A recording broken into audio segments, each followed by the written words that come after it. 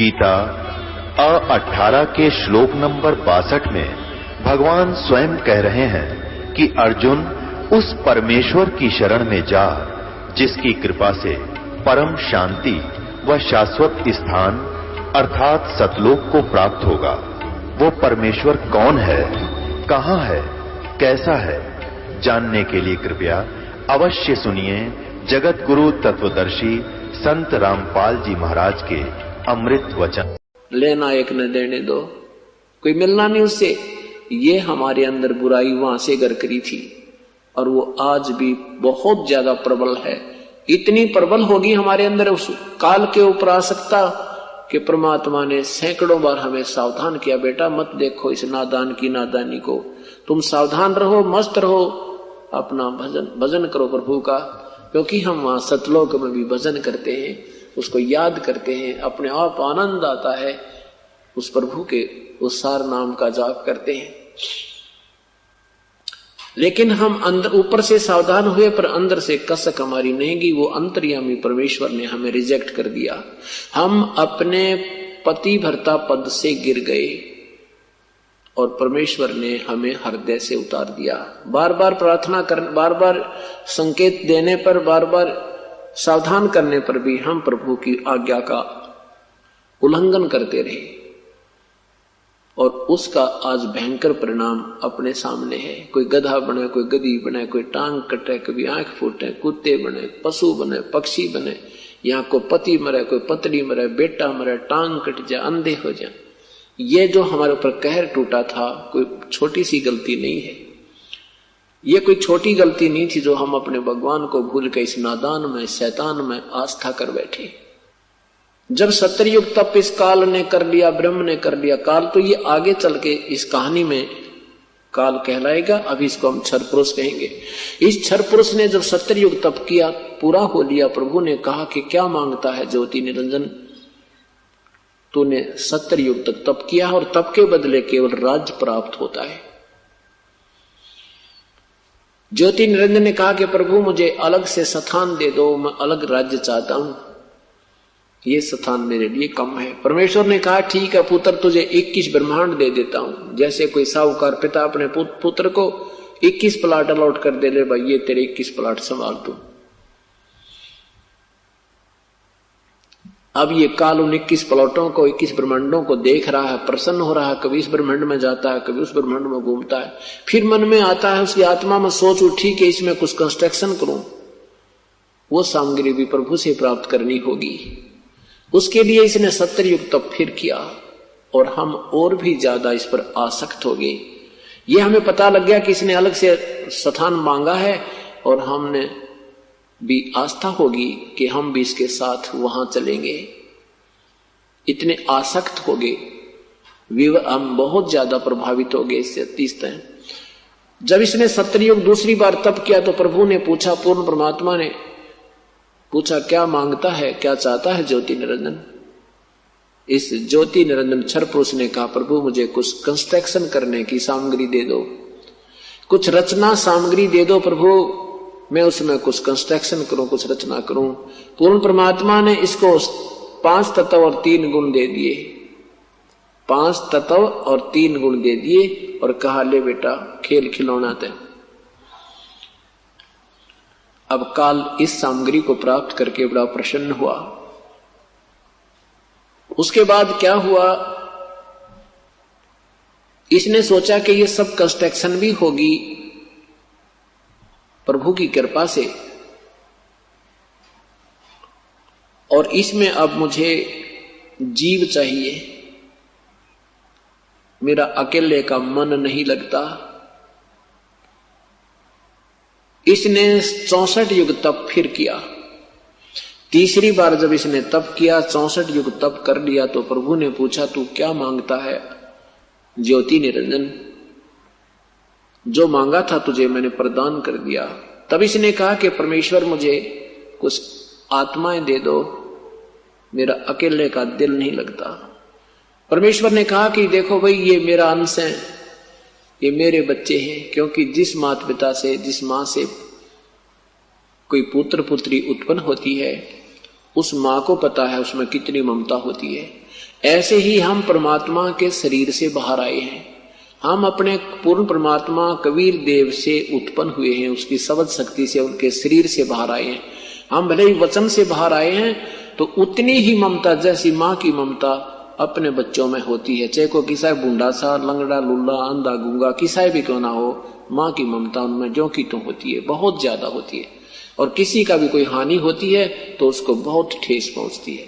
ऐसे उस परमेश्वर ने कहा कि ये मेरी आत्मा है, मेरे बच्चे हैं, ये नहीं दे सकता तुझे किसी कीमत पर, तो इनको सताएगा तो दुखी करेगा। ने कहा नहीं प्रभु, मैं सत का राज करूंगा, मैं किसी को दुखी नहीं करूंगा, जो जैसा कर्म करेगा वैसा ही फल दूंगा। परमेश्वर ने कहा तो एक बात कर, मैं एक बात हो सकती है, अगर वो सब इच्छा से तेरे साथ जाना चाहते हैं तो उनसे पूछ लीजिए, नहीं तो मैं तुझे आज्ञा नहीं, मैं उनको नहीं भेज सकता। सब इच्छा से कोई जाना चाहता तेरे साथ जा सकते हैं, पर फिर भी तू सत का राज करना, किसी को दुखी मत करना, अन्याय मत करना। अब ज्योति निरंजन ये अक्षर पुरुष हमारे पास आया। जो ही ये हमारे पास आया, जैसे हीरो के चारों तरफ बच्चे घूम जाते हैं, हीरोइनों के चारों तरफ घूम जाते, ऐसे हम उस ज्योति निरंजन के चारों तरफ खड़े हो गए। उसने कहा कि मैंने पिताजी से 21 ब्रह्मांड प्राप्त किए हैं, वहां पर ऐसे बनाऊंगा, वहां पर ऐसे हीरे पन्ने जवाहरात के जड़े हुए वृक्ष पर्वत बनाऊंगा, झरने बनाऊंगा, सुंदर बाग बगीचे बनाऊंगा, वहां ऐसे ऐसे आनंदित रहा करेंगे, क्या मेरे साथ चलोगे? हम तो पहले ही तैयार थे। हमने कहा कि यदि प्रभु हमें आज्ञा दे दे तो हम ज्योति निरंजन तेरे साथ चलने को तैयार हैं। तो ज्योति निरंजन ये ब्रह्म, पूर्ण ब्रह्म के पास, कबीर देव के पास आया और कहा कि प्रभु कुछ आत्माएं मेरे साथ चलने को एग्री है। परमेश्वर ने कहा कि मेरे सामने हाँ भरवा दे, मेरे सामने कवा दे एक बार उनसे, फिर मैं तेरे साथ भेज दूंगा। पूर्ण परमात्मा हमारे पास आए और साथ में ये ब्रह्म भी वहीं खड़ा था। परमेश्वर ने कहा कि कौन कौन सी आत्माएं हैं जो इस ज्योति निरंजन के साथ जाना चाहते हैं, वो हंस आत्मा दोनों हाथ खड़ा करके सभी करती दे। अब अपने भगवान के सामने नई हिम्मत पड़ी, नीची गर्दन करके सभी शांत हो गए।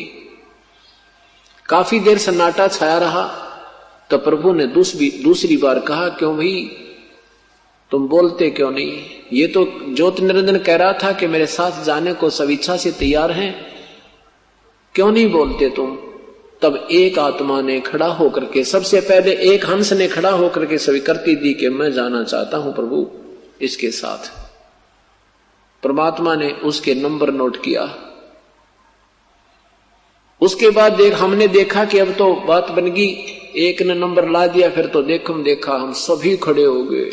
जितने भी आज इस 21 ब्रह्मांड में चींटी से लेकर हाथी तक, रंग से लेकर राजा तक, पशु पक्षी, जो भी जितनी आत्माएं, मच्छर माखी कीटाणु कुछ भी बने हैं, ये सभी आत्माएं सब इच्छा से इस काल के जाल में फंस गई। परमेश्वर ने कहा ठीक है ज्योति निरंजन, जिन जिन आत्माओं ने तेरे साथ आना चाहा है उनकी मैंने सबके नंबर मेरे कंप्यूटर में आ गए। अब मेरे पास उनके सब नंबर हैं, इनको मैं विधिवत तेरे पास भेजूंगा। भाई तू जा अपने 21 ब्रह्मांडों में। ज्योति निरंजन अपने वही, ये ब्रह्मांड वही थे पहले, ये 21 ब्रह्मांड सतलोक में ही थे। तो वहां परमात्मा ने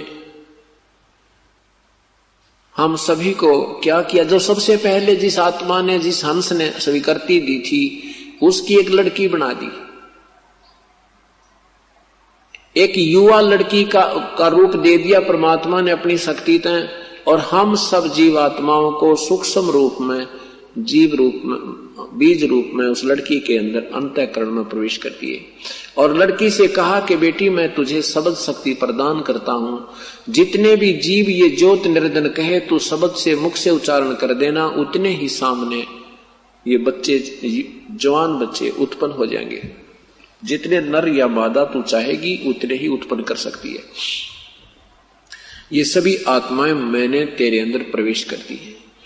उन 16 पुत्र, प्रथम 16 पुत्र जो थे, उन 16 पुत्रों में से एक का नाम सहजदास है, एक का नाम योग संतायन अर्थात योग जीत है। सहजदास से कहा कि सहजदास, परमेश्वर ने कहा कि जा सहजदास अपनी बहन को ले जा और ज्योत निरंजन के पास छोड़िया और उसको बता देना कि मैंने इसको सब शक्ति दे दी है, जितने जीव तू कहेगा ये लड़की अपने मुख से उच्चारण कर देगी, उतने ही जीव तेरे यहां उत्पन्न हो जाएंगे। उनका शरीर तेज पुंज का होगा, नूरी शरीर होगा। ज्योति निरंजन उस लड़की को लेकर, जिसका नाम अध्या माया, प्रकृति देवी, अष्टंगी आगे चलकर पड़ा, उसका नाम अध्या माया, प्रथम माया और आधी माया भी बोलते हैं, अष्टंगी भी उसी को कहते हैं, दुर्गा भी उसी का नाम है। उस दुर्गा को लेकर के सहजदास ज्योति निरंजन के लोक में आकर के द्वीप में कहा कि ले ज्योति निरंजन, पिताजी ने इस बहन को भेजा है और जितने सब जीव तू कहेगा उतने ही ये उत्पन्न कर देगी, इसके पास सबद शक्ति है। इतना कह करके लड़की को वहां छोड़ करके सहजदास वापस आ गया। अब युवा होने के कारण लड़की का रूप रंग निखरा हुआ था। अब ज्योति निरंजन के मन में दोष उत्पन्न हो गया। यहां से ये बात और बिगड़ गई। उस ज्योति निरंजन ने लड़की के साथ बलात् करना चाहा, जबरदस्ती करना चाहा, तो लड़की ने कहा कि ज्योति निरंजन, मुझे पिताजी ने सबद शक्ति प्रदान की हुई है और जितने जीव तू कहेगा मैं उत्पन्न कर दूंगी, तू ये दुष्कर्म मत कर मेरे संग। और देखो, तू मेरा बड़ा भाई, मैं तेरी छोटी बहन हूं और बहन भाई का ये पाप, ये कर्म महापाप का भागी होगा, तू ऐसा जुल्म ना करे। लेकिन इस ज्योति निरंजन ने एक नहीं सुनी और ये विषय वासना के वश हो गया, रजोगुण ज्यादा प्रभावित हो गया। अब लड़की ने अपनी इज्जत की रक्षा ना दिखाई दी, कहीं पर भी सूक्ष्म रूप बनाया और ज्योति निरंजन के श्वास के द्वारा, मुख के द्वारा पेट में समा पहुंच गई और अंदर पेट से पुकार की परमेश्वर से, हे पिताजी मेरी रक्षा करो, मेरे साथ इस काल ने बदव्यवहार किया करना चाहा, मैंने अपनी इज्जत रक्षा के लिए इसके पेट में शरण प्राप्त की है। तब परमेश्वर ने स्वयं ही अपने पुत्र जोगजीत का रूप बनाया और उस ज्योति निरंजन के पास आया। ज्योति निरंजन से कहा कि ज्योति निरंजन, तूने जुल्म किया है, अब आदेश सुन ले पिता का। आज से तेरा नाम काल होगा। 1 लाख मानव शरीरधारी प्राणियों को तो नित आहार करेगा, 1.25 लाख यानी 1/4 तो और ज्यादा पैदा करेगा, 1.25 लाख उत्पत्ति किया करेगा। लड़की को उसके पेट से निकाल दिया और कहा कि निकल जा, आज के से तुझे यहां से लोक से देश निकाला, लोक निकाला दिया जाता है। इतना कहते ही 21 ब्रह्मांड चल पड़े जैसे विमान चलता है और सतलोक से 16 शंख कोस की दूरी पर आकर के ये स्थिर हो गए, यहां पर ये रुक गए। अब ज्योति निरंजन ने देखा कि जो मुझे सजा मिलनी थी वो मिल चुकी है, अब मैं मनमानी करूंगा, क्योंकि अब वो हमें इतनी पीड़ा देता है, क्योंकि हमारा पिता तो कबीर परमेश्वर है, कबीर देव है, सतपुरुष है। ये हमारा पिता नहीं है, ये तो हमारा भाई है और इसको कति रहम नहीं हमारे यहाँ। किसी की टांग कटे, किसी की आंख फूटे, किसी का बेटा मरो, किसी की बहन मरो, कोई भाई मरो, चाहे ऊपर से ओले गिरो, चाहे भूकंप आओ, चाहे दरिया फ्लड में बह जाओ, मरो कटो कुछ करो, पर इसने अपना उल्लू सीधा करना है और बाई फोर्स सूझबूझ से यहाँ सृष्टि उत्पत्ति करवाता है। विषय वासना, ये तीनों गुण इतने जबरदस्त भर दिए जिसके कारण ये प्राणी विवश है और संतान उत्पत्ति ये अवश्य करके मानता है। किसी भी भूखंड को रुकवे से ये काल का बहुत सुनियोजित जाल है। अब ज्योति निरंजन ने दुर्गा से कहा कि अब मेरा कौन के बिगाड़ेगा, अब मैं अपनी मनमानी करूंगा। उस दुर्गा के साथ फिर दुर्व्यवहार करना प्रारंभ किया। अब दुर्गा ने देखा कि ये बिल्कुल नहीं मानने वाला है और कोई स्थान नहीं तेरी रक्षा का, और पिता के साथ मैंने बदतमीजी करके हम वहां से अपने भगवान से धोखा देकर उसके हृदय से उतर चुके हैं। फिर भी इसने सोचा कि इसको मैं किसी प्रकार मना लूं, मेरे पास समझ शक्ति है और मैं सब जीव उत्पन्न कर दूंगी। इसने फिर विनय की दुर्गा ने कि निरंजन तो मेरी बात मान ले, ये मैथुन सृष्टि मत प्रारंभ कर, इसमें जीव बहुत दुखी हो जाएंगे और तू जितने प्राणी कहेगा मैं उत्पन्न कर दूंगी। फिर भी कहा कि एक बात सोच विचार करके, पहले तो और मैं एक ही पिता से उत्पन्न है, तू मेरा बड़ा भाई, मैं तेरी छोटी बहन। फिर भी इस अपनी इज्जत रक्षा के लिए और विनय करती है और अपनी एक बात समझाने की चेष्टा करती है कि तू यही बात समझ ले कि मैं तेरे पेट से निकल कर आई हूं, तेरी बेटी होगी, तो यही रहम कर ले। पर इसके मन में 19-21 का कोई अंतर नहीं आया। ज्योति निरंजन ने अपनी जबरदस्ती इसके साथ शादी की और परमात्मा ने इस कन्या को प्रजनन इंद्रिय नहीं लगाई थी, वो भी ज्योति निरंजन ने अपने स्वार्थवश अपनी सबद शक्ति से प्रजनन इंद्रिय लगाई और साथ में शादी की, जबरदस्ती शादी की। एक ब्रह्मांड में एक ब्रह्मलोक बना रखा है। ब्रह्मलोक उसके उस अलग से उसके भी ऊपरले हिस्से में एक गुप्त स्थान बनाया है, उसमें 3 स्थान बना रखे हैं, एक रजोगुण प्रधान क्षेत्र, एक सतोगुण प्रधान क्षेत्र, एक तमोगुण प्रधान क्षेत्र। जैसे किसी मकान में 3 कमरे हों, एक कमरे में अश्लील चित्र लगे हों और उसमें जो व्यक्ति जाता है तो उसकी मन की धारणा बहुत ही विकार युक्त हो जाती है। दूसरे कमरे में साधु संतों के, ऋषियों के, महर्षियों के फोटो लगे हों, उसमें जाते ही मन अपने आप शांत होने लग जाता है और प्रभु के विषय में, उन महापुरुषों के जीवन लीलाओं के विषय में विचार अपने आप विमर्श शुरू कर देता है।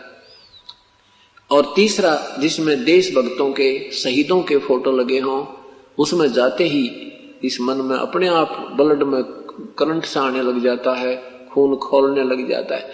ऐसी जब तक उसमें रहेगा, उन महापुरुषों के चित्र देखेंगे, वैसी ही मन की धारणा बनी रहती है। तो उस ऐसे ही इस काल ने 3 स्थान बनाए हैं ऊपर। तो रजोगुण प्रधान क्षेत्र में जब ये जाता है अपनी दुर्गा पत्नी को लेकर, तो वहां ये महाब्रह्मा रूप में होता है और दुर्गा महाश्यावत्री रूप में होती है। इन दोनों के संयोग से जो पुत्र उत्पन्न होता है वो रजोगुण प्रधान हो जाता है। वो जो पुत्र होता है, जैसे माता पिता की वृत्ति होती है, ऐसी ही उस बच्चे में समावेश हो जाती है और उसको रजोगुण युक्त करके वो पैदा कर देते हैं और उसके बाद उनको एक अलग से जो है ना रख देते हैं बेहोश करके, और अपनी सिद्धि से उनको फिर परवरिश करते रहते हैं। दूसरा स्थान जो सतोगुण प्रधान क्षेत्र बनाया है ज्योति निरंजन काल ने, उसमें ये महाविष्णु रूप में होता है और दुर्गा को महालक्ष्मी रूप में रखता है। वहां इन दोनों के संयोग से जो पुत्र उत्पन्न होता है उसको ये सतोगुण प्रधान कर देते हैं। वो अपने आप ऑटोमेटिकली हो जाता है, सबते ही वो सतोगुण प्रधान हो जाता है। उसको जब वो छोटा सा बालक से शाना होने लगता है तो उसको बेहोश कर दवा देता है काल दुर्गा से और कहता है इसको मेरा भेद मत बताना किसी को भी। अब तीसरा जो तमोगुण प्रधान क्षेत्र है उसमें ये स्वयं महाशिव रूप में, सदाशिव रूप में होता है और दुर्गा को महा पार्वती रूप में रख करके इन दोनों के संयोग से जो पुत्र उत्पन्न होता है उसका नाम, वो तमोगुण युक्त हो जाता है, उसका नाम शिव रख देते हैं। सतोगुण प्रधान पुत्र का नाम वो विष्णु रख देते हैं और रजोगुण प्रधान क्षेत्र में उत्पन्न रजोगुण प्रधान पुत्र का नाम वो ब्रह्मा रख देते हैं। और इन तीनों पुत्रों को कोमा में रखते हैं, इनको बेहोश रखते हैं, अचेत रखते हैं। जब ये तीनों पुत्रों की उत्पत्ति होगी तब ज्योति निरंजन ने कहा कि दुर्गा, मैं आज से कसम खाता हूं कि आज के बाद कोई भी प्राणी, किसी भी प्राणी को मैं दर्शन नहीं दूंगा मेरे 21 ब्रह्मांड में। मैं कभी किसी के सामने अपने इस वास्तविक रूप में नहीं आऊंगा।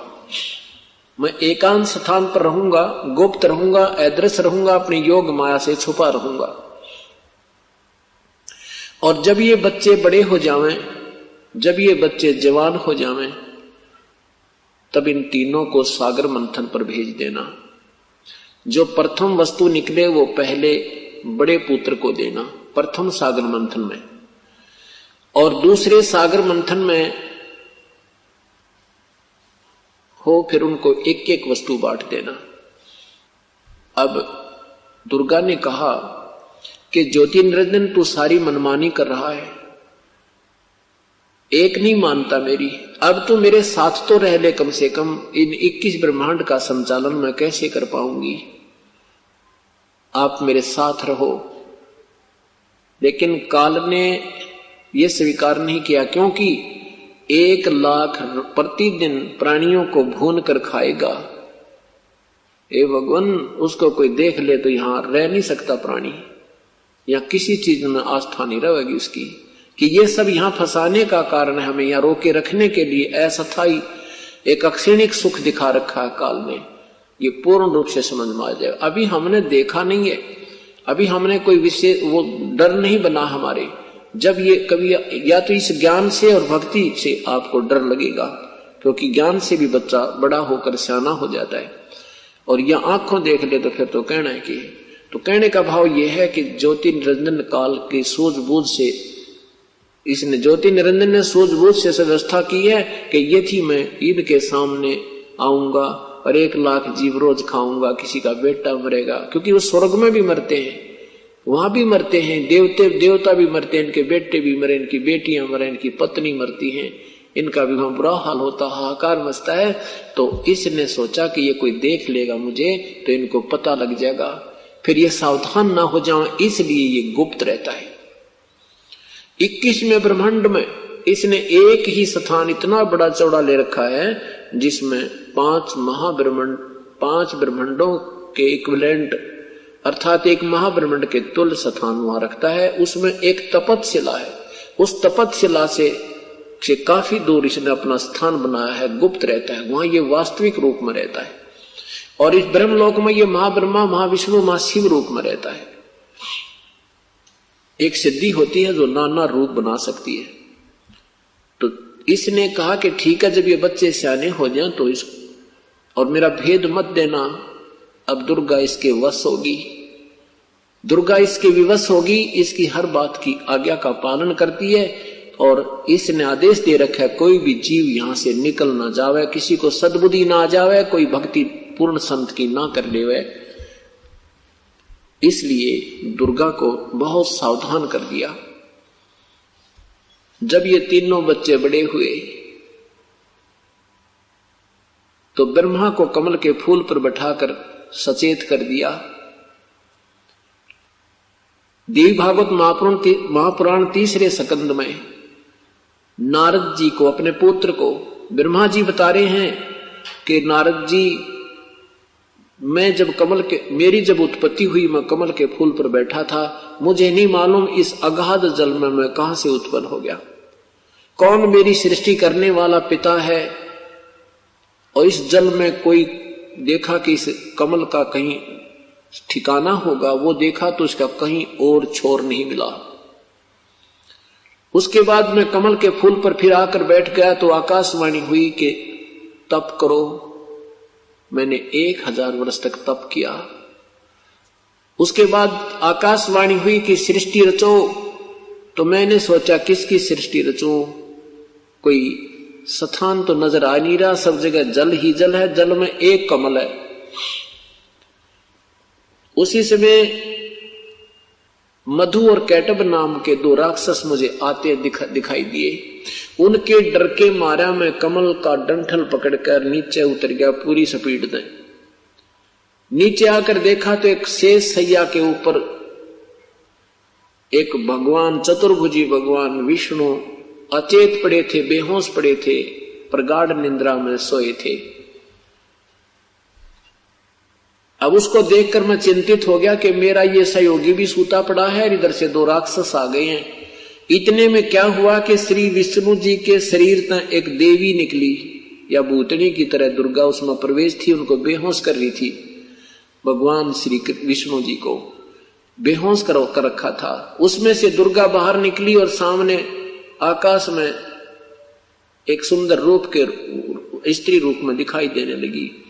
ब्रह्मा जी ने कहा कि जब वो योग निंद्रा माया भगवान विष्णु के शरीर से बाहर निकल गई, ऊपर आभूषणों युक्त मुझे दिखाई देने लगी, तब श्री हरि यानी भगवान विष्णु उठ गए, जाग गए।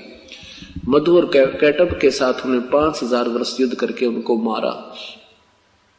इतने में भगवान शंकर भी वहां आ गए, हम 3 हो गए। तब आकाश में दुर्गा हमें दिखाई देने लगी। दुर्गा ने कहा कि बेटा तुम मेरा कार्य करो, उत्पत्ति, सतीथि और संहार तुम तीनों का कार्य है। तब हमने कहा हे माता, कहीं पृथ्वी नजर नहीं आ रही है, हम इस कार्य को करने में कैसे सफल होंगे। तब दुर्गा मुस्कुराई और उसने कहा कि बच्चों मैं अब तुम्हें एक अद्भुत दृश्य दिखाती हूं। इतने में आकाश से एक विमान आया। दुर्गा ने हमें कहा कि तुम तीनों इस विमान में प्रवेश करो, विराजमान हो। हम माता की आज्ञा का पालन करके उसमें विराजमान हुए विमान में। दुर्गा ने यानी उस देवी ने अपनी शक्ति से विमान को आकाश में उड़ा दिया। जिस लोक में हमारा विमान पहुंचा वहां एक ब्रह्मा और विराजमान थे। ये देवी भागवत महापुराण 3रा सकंद सुना रहा हूं आपको। गीता प्रेस गोरखपुर से प्रकाशित, आप घर जाकर भी पढ़ सकते हो। वो दूसरा ब्रह्मा कौन था? ये काल था। ये महाब्रह्मा महाविष्णु महाशिव रूप में ब्रह्मलोक में रहता है और इनका भ्रम निवारण करने के लिए कहीं ये प्रभु ना पाक जावे, अपने आप को समर्थ मान के यहां मार ना खा जावे, इसलिए इनका भ्रम पहले ही निवारण कर दिया कि तुमसे अलग भी कोई शक्ति और है। ब्रह्मा जी बता रहे हैं अपने पुत्र नारद को कि उस दूसरे ब्रह्मा को देख करके श्री विष्णु और श्री शंकर जी ने मुझसे पूछा कि हे चतुरानंद, ये दूसरे ब्रह्मा कौन है? मैंने कहा कि मुझे नहीं मालूम ये कौन है दूसरे ब्रह्मा। ए भगवान, मैं कौन हूं, ये कौन है, मुझे कोई मालूम नहीं। इतने में हमारा विमान दूसरे स्थान पर पहुंचा। वहां पर एक शिव जी और एक सुंदर भवन से निकला। नंदी वृषभ पर सवार था, 3 नेत्र थे। उस दूसरे शंकर को देख करके हमारे साथ बैठे हुए शिव जी भी चक्कर में पड़ गए, कहने के ये दूसरा शंकर कौन है। इतने में हमारा विमान तीसरे स्थान पर पहुंचा जहां पर एक विष्णु और विराजमान था। उस दूसरे विष्णु को देखकर हमारे साथ बैठा हुआ विष्णु भी असमंजस में पड़ गया कि ये दूसरा विष्णु कौन है।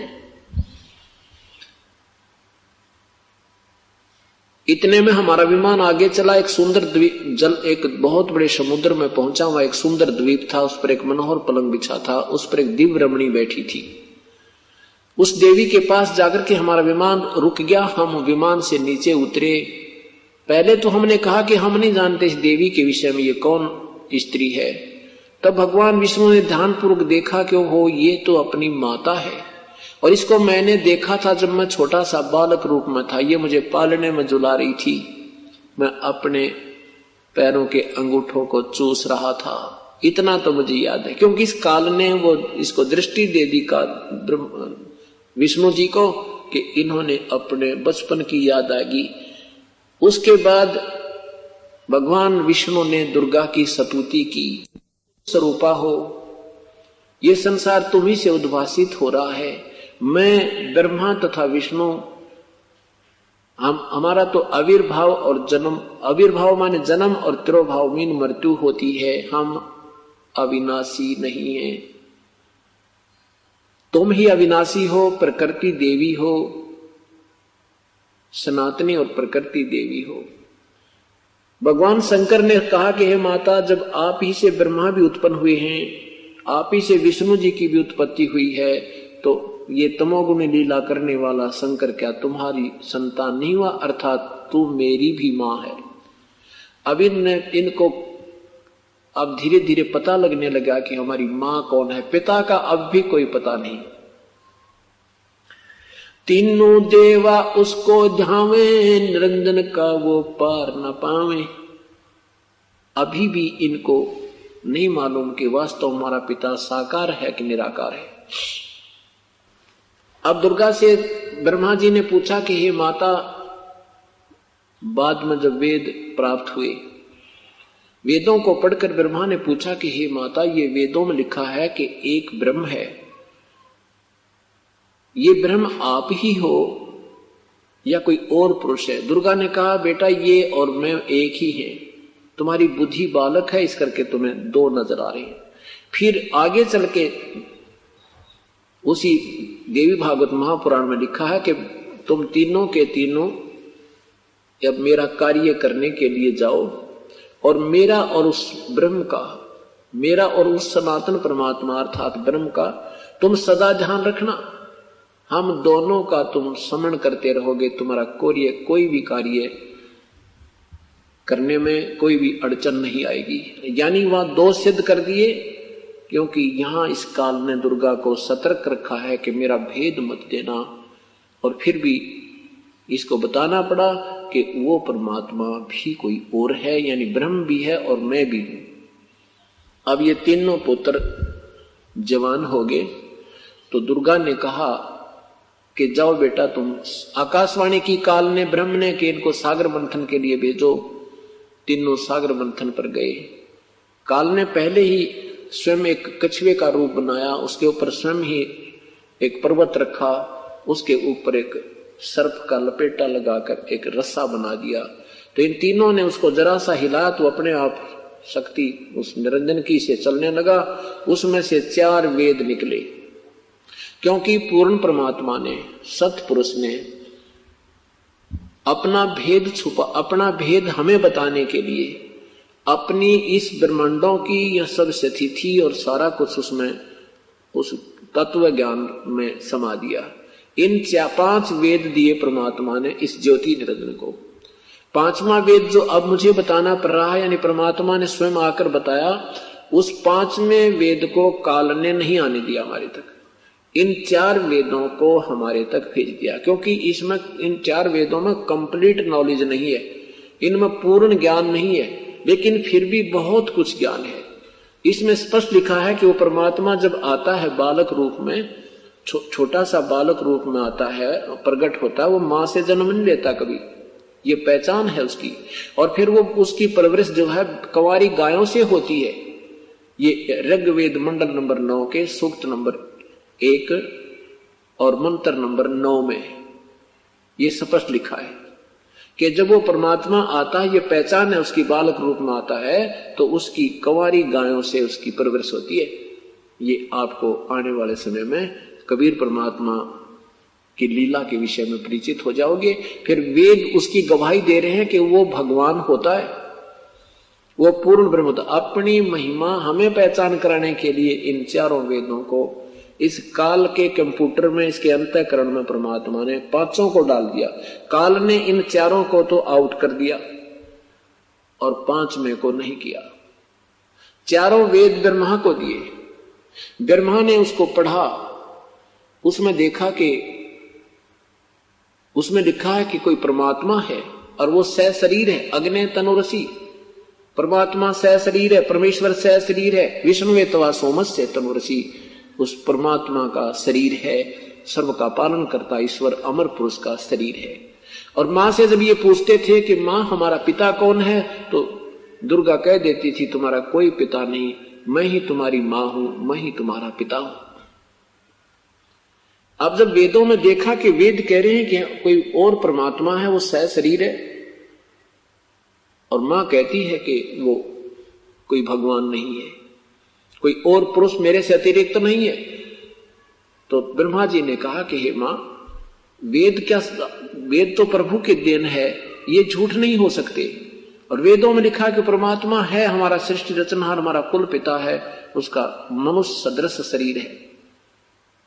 तब दुर्गा ने कहा बेटा वो है जरूर, पर तुम्हें मिला को ना, वो दर्शन नहीं देगा, उसने कसम खाई है, वो किसी साधना से, वेदों में वर्णित विधि से तुम्हें प्राप्त नहीं होगा।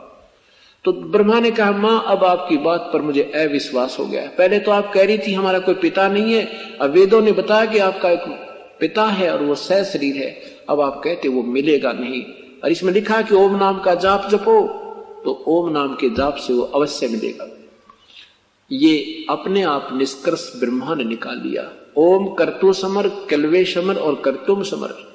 ओम नाम का जाप काम करते करते सिमरण करो, विशेष कसक के साथ सिमरण करो, मनुष्य जीवन का मुख्य कर्तव्य मान के सिमरण करो।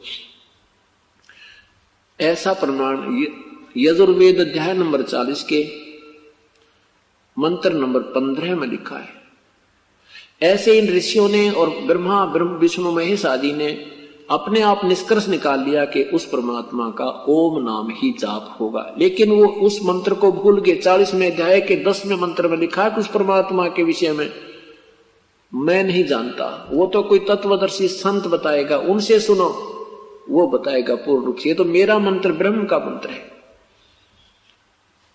लेकिन कहते हैं गुरु बिन काहू न पाया ज्ञान, जो थो था बूछड़े किसाना। गुरु बिन वेद पढ़े सो प्राणी, समझे न सार रहे अज्ञानी। पुण्यात्माओं, अभी तक देख लेना, जब आपको ज्ञान होगा, तत्व ज्ञान होगा, आपको कोई भी ऋषि ज्ञानी नजर नहीं आएगा, आपको इस पृथ्वी पर कोई संत नहीं नजर आएगा, आपको सदगुरु नजर नहीं आएगा। इसलिए दास रह कर ये प्रयत्न कर रहा है कि ये स्वयं आप स्वयं जागृत होंगे, तभी नकली संतों और पंथों की छुट्टी होगी। नहीं तो हमें कई युगों से गुमराह करते आ रहे हैं। इनको भी नहीं मालूम तुम कितने दोषी हो। ये सोच रहे हैं हम बहुत पुण्य का काम कर रहे हैं, लेकिन ये पाप कर रहे हैं। करते हैं पुण्य होत है पापम। ये करते दिखे पुण्य और कर रहे हैं पाप, क्योंकि कुमार्ग दर्शन करना, कुमार्ग पर जीव को लगाना महापाप का भागी होना होता है। अब ब्रह्मा ने कहा कि मां, मैं आपकी बात को नहीं मानूंगा और मैं पिता के दर्शन करके ही रहूंगा। दुर्गा ने कहा बेटा, यदि तुझे पिता के दर्शन नहीं हुए तो तू क्या करेगा? कि मैं तुझे शकल नहीं दिखाऊंगा। इतना हठ करके और एकांत स्थान में पहुंच गया, वहां बैठ गया समाधि लाके, ध्यान लगाऊंगा। 4 युग तक ब्रह्मा ध्यान लगाए बैठा रहा। 4 युग तक ब्रह्मा ने ध्यान लगाया, कठिन तप किया, हठ योग किया, लेकिन प्रभु प्राप्ति नहीं हुई। गीता जी के अध्याय नंबर 11 के मंत्र नंबर 48 में लिखा है कि ये जो मेरा वास्तविक रूप है, ना पहले किसी ने देखा, ना कोई आगे देख सकता, और ये ना किसी वेदों वर्णित विधि से, ना किसी जप से, ना तप से, ना किसी क्रिया से मेरा प्राप्त नहीं हो सकता। मुझे कोई प्राप्त नहीं कर सकता। ये मेरा अटल नियम है। गीता जी के अध्याय नंबर 4 के मंत्र नंबर 24 और 25 में कहा है कि ये मेरा घटिया अटल नियम है कि मैं कभी किसी के सामने प्रत्यक्ष नहीं होता, अपनी योग माया से छुपा रहता हूं, और ये बुद्धिहीन संसार मुझ अव्यक्त को व्यक्त मान रहे हैं। मैं अव्यक्त हूं, मैं नहीं दिखता यहां किसी को, और ये मुझे कृष्ण मानेंगे। मैं कृष्ण नहीं हूं। और कृष्ण जी सामने खड़े, वो कैसे कहता मैं कृष्ण नहीं हूं, मैं व्यक्त नहीं हूं, मैं व्यक्ति नहीं हूं। इसलिए ये तत्व ज्ञान की कमी से हम अभी तक श्री कृष्ण द्वारा बोला हुआ ही गीता जी का ज्ञान मानते रहे।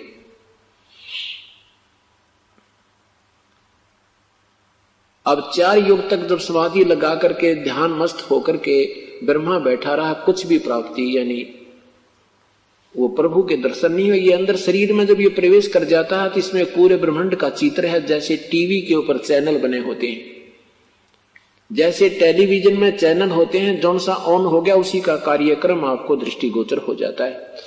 ऐसे ही शरीर में जब ध्यानस्थ प्राणी हो जाता है तो कोई भी ऑटोमेटिकली, कोई भी उसके अभ्यास से कुछ चैनल ऑन हो गया तो उसको देखते देखते यू हजारों वर्षों तक बैठा रहता है। ना वो तो बैठा नहीं जा सकता, यो मन एक सेकंड भी ना टक है। ये जो समाधि लगाते हैं ये कोई नचले नहीं टकते, ये शरीर सथिल है, बैठा है, आसन पे है, लेकिन मन तो बकवाद ऊपर न्योकी में देख रहा है। और उसमें ईश्वर के नाम से बैठने से तप बन जाता है और तप से सिद्धि और राज्य प्राप्त होता। तप से राज राज मदमानम जन्मती सरे सुकर सवानम। तपेश्वरी सो राजेश्वरी, राजेश्वरी सो दरकेश्वरी। अब ज्योति निरंजन ने दुर्गा को आकाशवाणी की कि सृष्टि क्यों नहीं रच रहे तुम।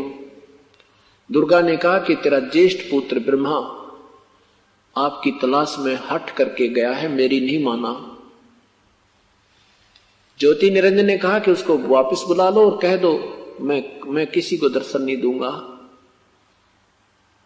दुर्गा ने अपने पति के आदेश से अपने सबल शक्ति से एक लड़की उत्पन्न की, उसका नाम गायत्री रखा।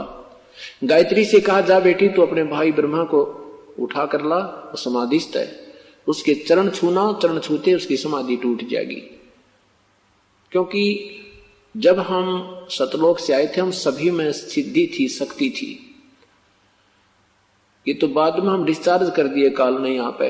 अब हर युग में जब मनुष्य शरीर होता है हमने फिर चार्ज करनी पड़ती है। कोई तप करता है, कोई जप करता है, कोई कुछ करता है, कोई ओम नाम का जाप करता है, कोई हठ योग करता है, और फिर स्वर्ग में डिस्चार्ज होकर के हम फिर आ जाते हैं। वहां खर्च कराते हैं, फिर आके फिर चार्ज करते हैं, फिर अपना आकाश मोड़ते रहते हैं। कोई सिद्धि प्राप्त कर ली, कोई पशु बने, कभी नरक में गए। ये व्यवस्था हमारी काल ने कर रखी है। तो गायत्री ने जाकर के ब्रह्मा जी के चरण छुए, चरण छूते उसकी समाधि टूट गई।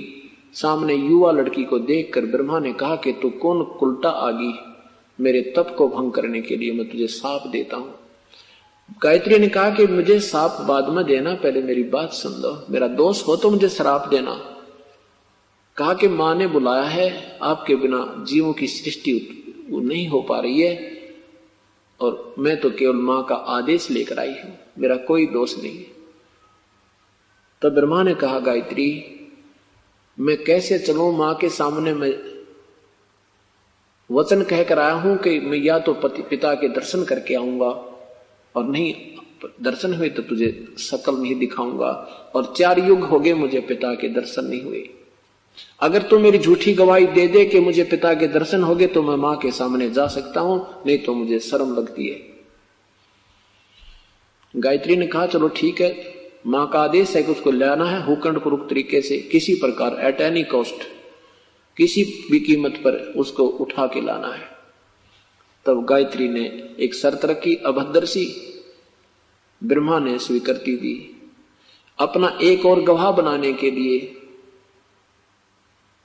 गायत्री ने अपनी सबर शक्ति से एक लड़की उत्पन्न की, उसका नाम पौपवती रखा। उससे भी कहा कि तुम हमारी ये गवाही दे देना कि ज्योति निरंजन को, ब्रह्मा को उनके पिता के दर्शन हुए।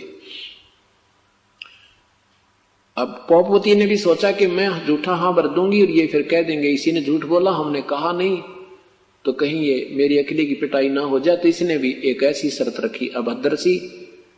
तो ऐसे इन्होंने एक दूसरे को सहयोग दिया और फिर तीनों के तीनों माता के पास आ गए।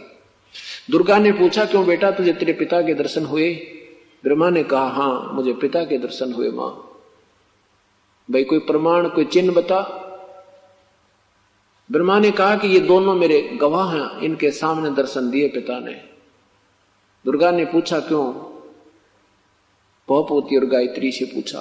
दोनों ने स्वीकृति दे दी, हाँ मेरे सामने पिता के दर्शन हुए। अब गायत्री असमंजस में पड़ गई कि भी मुझे तो कह रहा था, मैंने कसम खा ली है मैं किसी को दर्शन किसी को दर्शन नहीं दूंगा, और इनको दर्शन दे दिए। तो इस बात से गायत्री महसूस करके एकांत में बैठती और मन में कहती है कि तू झूठा है, ज्योतिनंदन तू झूठा है और मुझे कह रहा था कि मैं किसी को दर्शन नहीं दूंगा, तूने इनको दर्शन दे दिए। आकाशवाणी की ज्योति निरंजन ने कि तीनों झूठ बोल रहे हैं, मैंने कोई दर्शन नहीं दिए।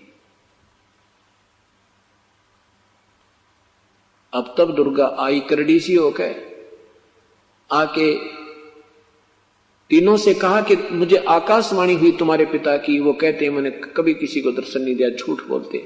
तो तीनों हंसने लगे और कहने लगे मां,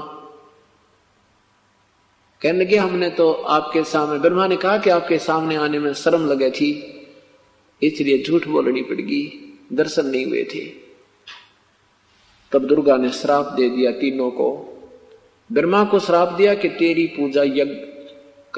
पूजा जग में नहीं होगी और ये वेदों के पढ़ने वाले तेरे जैसे कपटी और झूठे होंगे, इनको ज्ञान कुछ होगा नहीं और ये प्रभु पाके रहेंगे, दुनिया को गुमराह किया करेंगे, तेरे वंशज भी तेरे जैसे ही पाखंडी होंगे। ऐसा श्राप दे दिया। इस श्राप को पाकर के ब्रह्मा बेहोश हो गया। काफी देर में होश में आया। गायत्री को श्राप दिया कि तू गाय बनेगी और तेरे कई सांडपति होंगे। पोपवती को श्राप दिया कि तू एक गंदे स्थान पर उत्पन्न होने वाली जड़ी होगी, केवड़ा केत की नाम की जड़ी होगी, गंदगी में उत्पन्न होया करेगी। तीनों को श्राप देकर के दुर्गा विष्णु जी के लोक को चली। विष्णु जी को जाकर कहा कि विष्णु तू भी अपने पिता के दर्शन प्राप्ति के लिए यत्न कर ले, कहीं बाद में समाधि लगा बैठे। विष्णु जी वहां से चल पड़े, शेष नाग के लोक में पहुंच गए। अब शेष नाग ने देखा कि तेरी जुरिडिक्शन में और तेरी परमिशन के बिना ये कौन आदमी आ रहा है बेधड़क होकर। तेरी जुरिडिक्शन में तो चिड़िया भी पैर नहीं लगा मार सकती, पर नहीं लगा सकती, यानी अपनी अपनी शक्ति में सभी यहां इस काल के लोक में आंडी पाके बैठे। अपने से बड़ा कोई नहीं मानता किसी ने, और अपनी जुरिडिक्शन सीमाएं बांट रखी है। न कुत्ते ने अपनी बांट रखी है, राजा ने अपनी बांट रखी है, जोटे ने अपनी बांट रखी है, और इन भगवाना ने अपनी बांट रखी है। इसमें कोई डिस्टर्बेंस कर दे तो मरने मारने को ये तुरंत तैयार रहते हैं।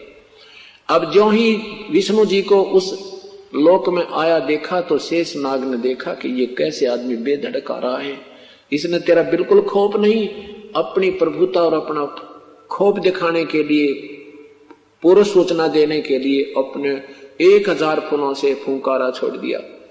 जहर का, विष का, जैसे धुंध होती है ऐसे विष्णु जी के चारों तरफ धुंध टाइप होगी और विष्णु जी का शरीर कति काला हो गया, जैसे स्प्रे पेंट हो जाता है। अब श्री विष्णु जी ने देखा कि ये नादान सर्प ने, मैंने इसको कुछ कहा नहीं, छेड़ा नहीं, अभी तक कोई इसके साथ बदव्यवहार नहीं किया, इसने मेरे साथ ऐसा बदव्यवहार किया, इसको अभी ठीक करता हूं, इसको मार डालता हूं।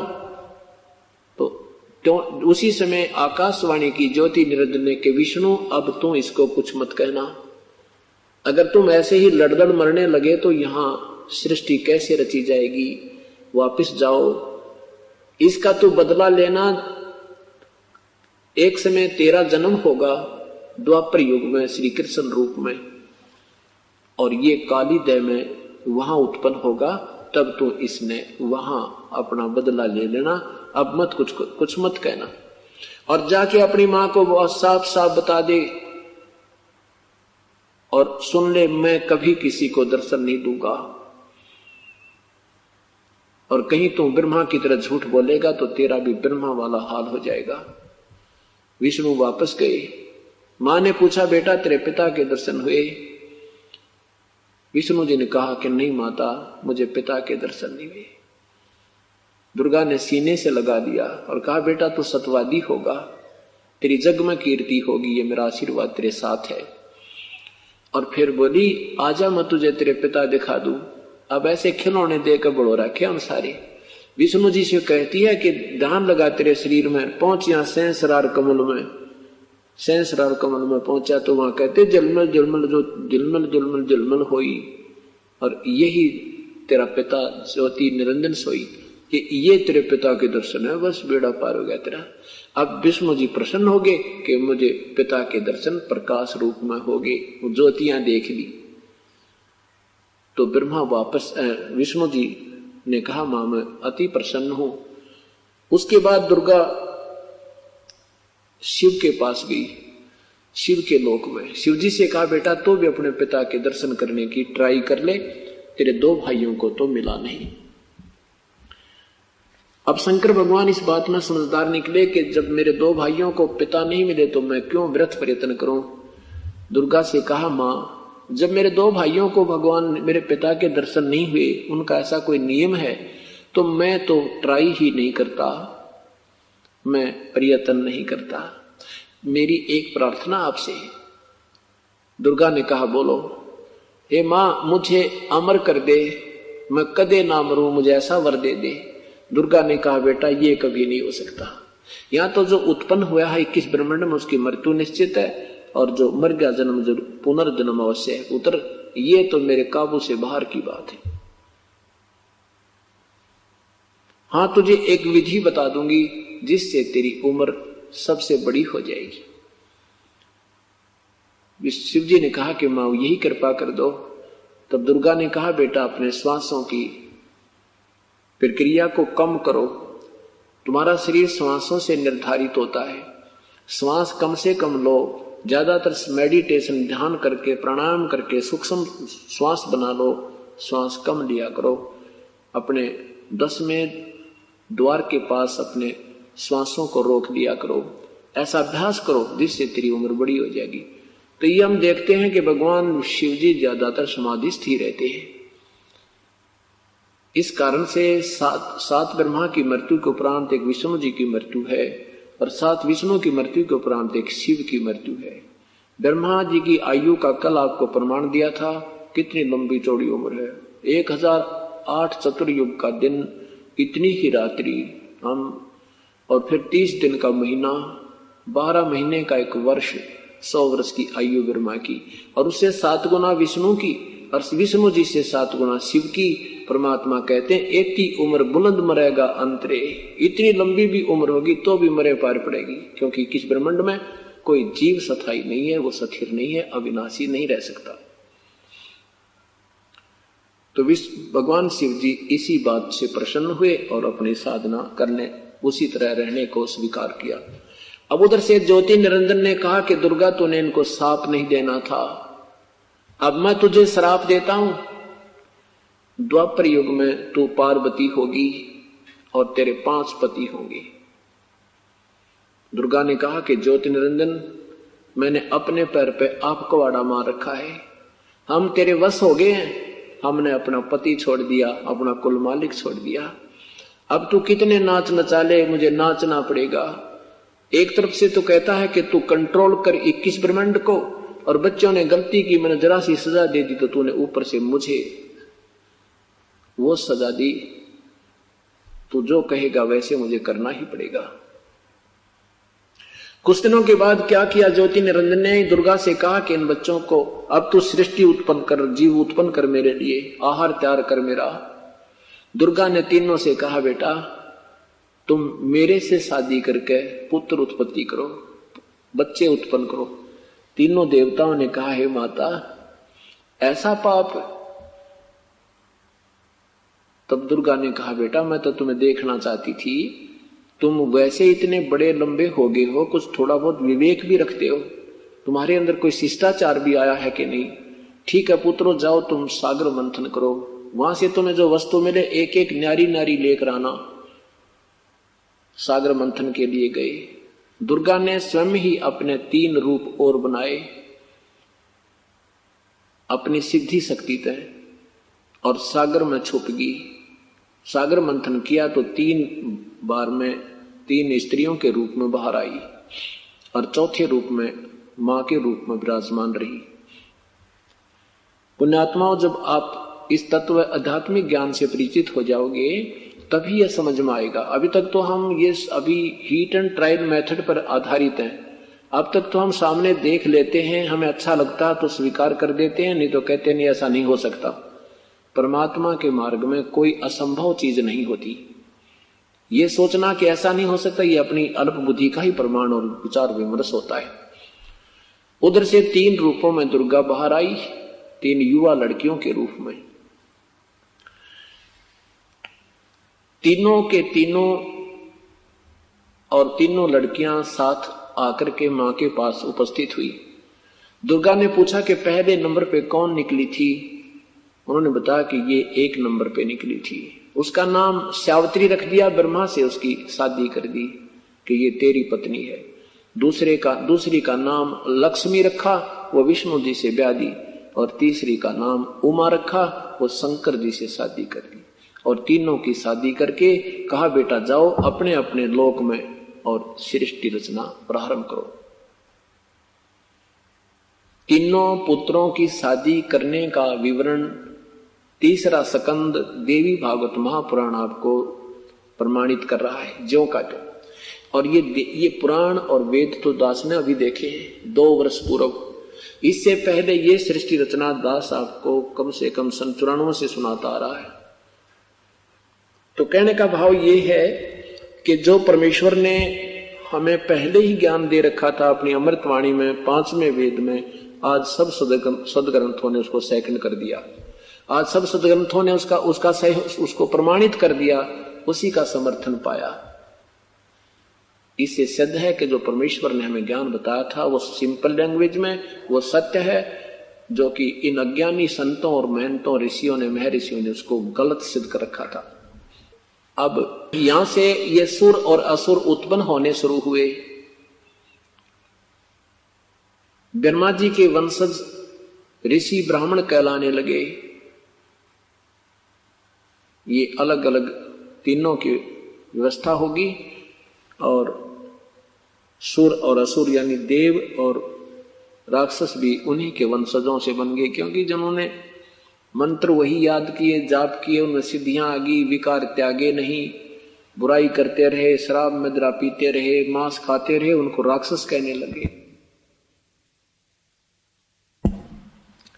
तो पहला मांस तमाकू प्रयोग करता था, भांग खाता था, नहीं मानता था, बार बार कहने से तो उसको गांव से निकाल देते थे। उस घर के सदस्य को गांव से अपने घर से निकाल देते थे, गांव से निकाल देते थे कि ये तो औरों को भी खराब करेगा।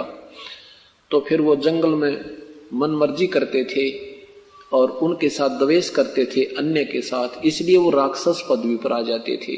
अभद्र व्यवहार करते थे, खाने पीने में कोई कंट्रोल नहीं करते थे और साथ में जाप भी करते रहते थे, सिद्धियां भी प्राप्त करते रहते थे। इस प्रकार ये बातें बिगड़ गई। अब यहां परमात्मा सुना रहे हैं धर्मदास जी को ये सृष्टि रचना के विषय में। अब परमात्मा अपनी साधारण वाणी में जो पहले ही हमें वर्णन किया था वो सुनाते हैं, सुनाया था उसको आपको सुनाते हैं। धर्मदास ये जग बोरा ना कोई न जाने पद निर्वाणा। धर्मदास जी को परमात्मा कह रहे हैं, धर्मदास ये सारा संसार विचलित है, ना ब्रह्मा को मालूम, ना विष्णु जी को मालूम, ना शिव जी को मालूम। इनको स्वयं नहीं पता हम कहां से उत्पन्न हुए, हम कौन हैं। ये काल का एक भयंकर जाल है। ये आम जीव के समझेगा, नादान ये महर्षि बने फिरे, ये संत ये सुने सुनाई दंत कथा सुना कर दुनिया को पीछे लगा बैठे, इनके पास खख नहीं है। खुद ब्रह्मा विष्णु महेश को मालूम नहीं तो इनके उपासकों को क्या ज्ञान हो सकता है। स्वयं शिक्षित समाज अब विचार करेगा। धर्मदास ये जग बोरा ना कोई न जाने पद निर्वाणा। यही कारण मैं कथा पसारा, जग से कहिए एक राम न्यारा। इन सब से अलग है वो प्रभु, अभी तक इस निर्वाण पद को कोई नहीं जानता। वास्तव पूर्ण मोक्ष मार्ग को नहीं कोई जानता। सब विचलित हैं, अपनी अपनी दंत कथा सुना रहे हैं। इसलिए मैंने तुझे ये कथा विस्तार से सुनाई है। यही कारण मैं कथा पसारा, जग से कोई एक राम नियारा।